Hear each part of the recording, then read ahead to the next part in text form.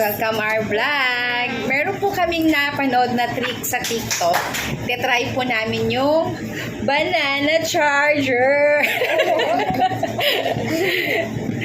So, meron po kaming dalawang banana at isang 1 peso coin.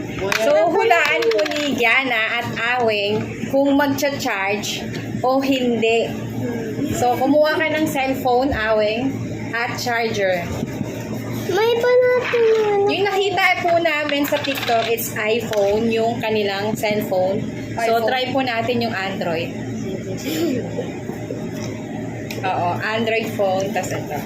So, ito po siya. Ayan. Okay.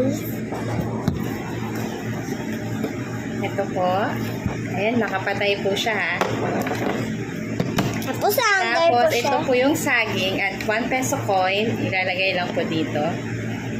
Bilisin mo yan, ate. Tapos, ito din, binutasan po namin, tunusok namin yung coins. Kasi ito. Yup. Magkadugtong na po sila. Tapos, nahuli din na baby. Sasaksak lang po namin ito sa banana. Surprise! Surprise! Tingnan natin kung totoo. Dito ka.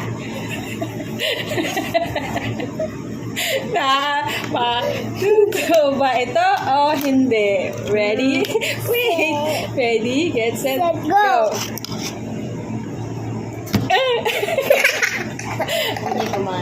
Hulaan nyo guys. Meron o wala? Wala! Totoo hindi. So, ito po ang nangyari. Oh, wala po. It's fake. Wala. Ay, hindi ko. Hindi po siya nag-charge. Hindi legit. Okay? Bye, guys!